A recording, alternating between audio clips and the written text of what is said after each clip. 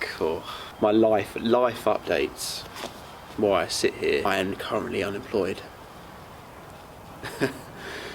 Which is quite a bold statement. And also quite daunting, actually. So yeah, unemployed.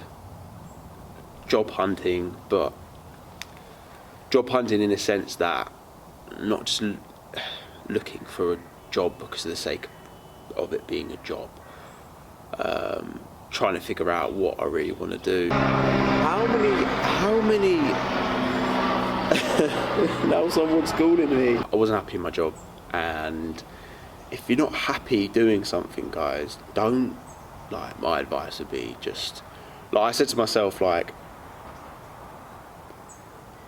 I would rather be like jobless looking for something that I want to do than just be unhappy and like miserable.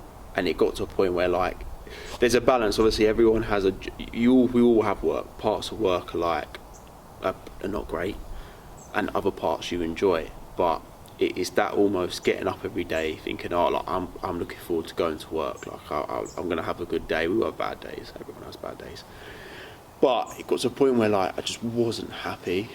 So I said to myself, rather just leave, become self-employed, become unemployed, and look for something that I actually want to do. And it is quite daunting, it's quite scary, like being in like kind of unknown territory trying to find a job, because like it's literally like, wow, what are you gonna do? But can't dwell on things. You just got to get on with it. Just recently done 3 bodybuilding shows, or you could say like men's physique. It's almost like, how do I describe men's physique? It's the pretty boy of bodybuilding. It's not like big jacked up bodybuilders, like, cause I'm not huge, but it's like aesthetic. It's pretty boy. It's bikini boy, some people would say. I would say maybe about 13 months ago, where I really was like, I had the urge just to do it.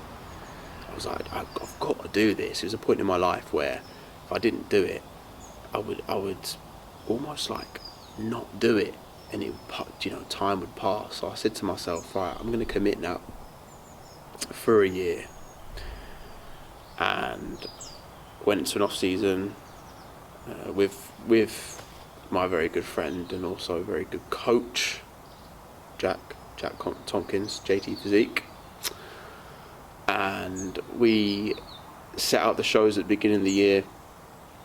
We went into prep, and it was a very, very successful season for my first ever season, and first ever 3 shows, to be honest. What shows did I do? So I did a PCA First Timers in September, which was the busiest and the largest show in the UK for a First Timers. The next show was WMBF, Supernaturals, and then the following week was the UK DFBA. I always planned out to do these shows at the beginning of the year. It wasn't a case of I did the First Timers and then, I've done well here, let me go. But no, it was right, I'm going to do these 3 shows. And I remember, in my off season, just literally just, that is, eating, training, sleeping. And in the prep, it was kind of more of the same, but you're eating less, and your cardio, your expenditure and all that goes up. And I would say prep was okay, but parts of it were hard, but as they should be. And I said to myself, as I was leading up to the First Timer show with Jack, what's your expectations from this? And I was like, you know what, it'd be nice to get first call outs. But I remember saying the first call outs, top 3. So obviously I put in the work. I look pretty good. I've been coached very well, and it'd be nice to get first call outs, top 3. It'd be great. I would say I went in there. Yeah, I was pretty much on point, I would say.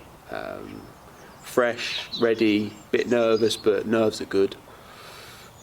Went in there, I won my class, which was good enough for me, to be honest. Won my class, haven't even eaten this apple, let me have a bite.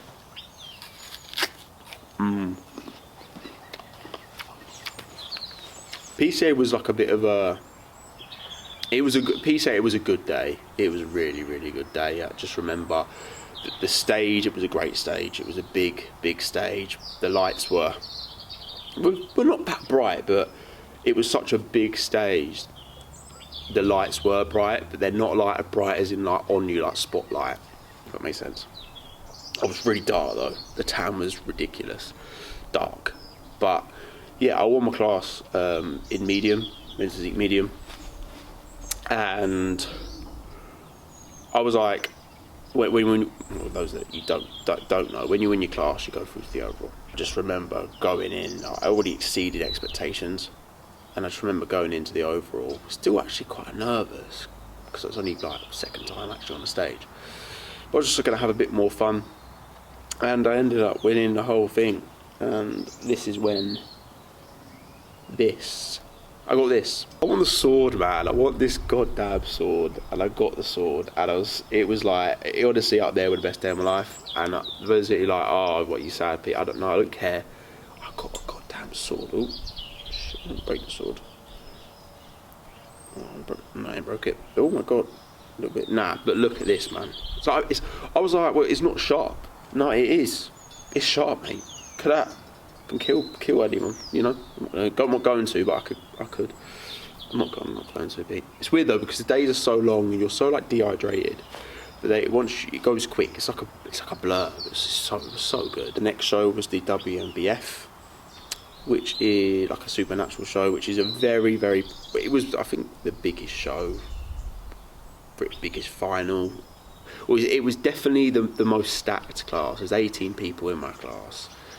I didn't do a back-to-back peak week. I had a bit of a rest in between, which was good.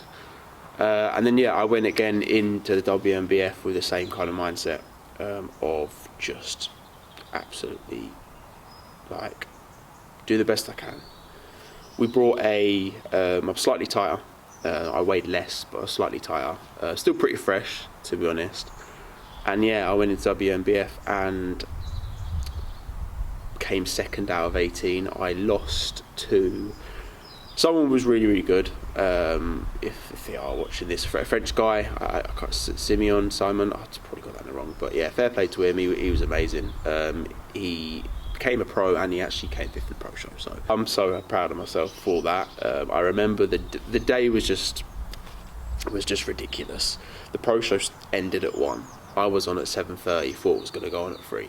So in terms of like from a coach's point of view, planning the food and things like that was not great. I mean, everyone was in the same boat, but it was tired. It was tough because your body would then hold more water as the day goes on, and you're fatigued and you're tired. So like getting a pump is almost like you're tired, but you like, I need to get a pump. So we went straight back into a peak week for the UK DFBA Fine International Championships on the Saturday. So it was a little bit earlier. So it was the Sunday and it was the following Saturday. So that was quite tough to go back into kind of like a peak week, but nevertheless we pushed through. We brought a slightly fuller package, but with that I was more tired. I got slightly run. I got a bit of a cold a couple of days before. I was tired, and it started to kind of. It was especially when I went to do after my first call outs, is when I was tired. I remember just coming off the stage and I'm like, I'm having to pose here, but I just want to rest and stand still for like 10 seconds. Nevertheless, we ended up winning that one as well. And yeah, nuts. But what I do remember is coming off the stage and then going straight back onto the overall. So it was like, I came off and I was like, well, can I not just have a sip of water here? And they were like, yeah, you got to go straight back on. I'm like, well, I had a little bit of sip of water. I couldn't do any press ups, so I was, what's the point of doing press ups? Because you're pretty pumped. I didn't win the overall. Johnny won it. Johnny again, fair play, deserved. Great shape, and again, been doing it a long while, and yeah, deserved. And you know, good luck in the pro league. What's next for me? I think, well, first of all, kind of getting back into normal training, getting healthier in terms of body fat, and finding a job. Finding a job would be probably something you need to do, Pete. And then thinking about in terms of like bodybuilding, I mean, you know, to keep working towards improving yourself, improving your physique, and bringing another package to stage, a better package, because that's all you can really do. That's the whole thing about bodybuilding is you're building your body and you're improving, you're constantly improving. If I'm stepping on stage again, it's because I want to step on stage, because I love it, and I love the process of it, and stepping on stage for what it is. So yeah, don't know how long this is. Who doesn't like my sword? Because I do. Spinning Boy Peter, I love you. I love you a lot. I'll see you at the next one. Goodbye.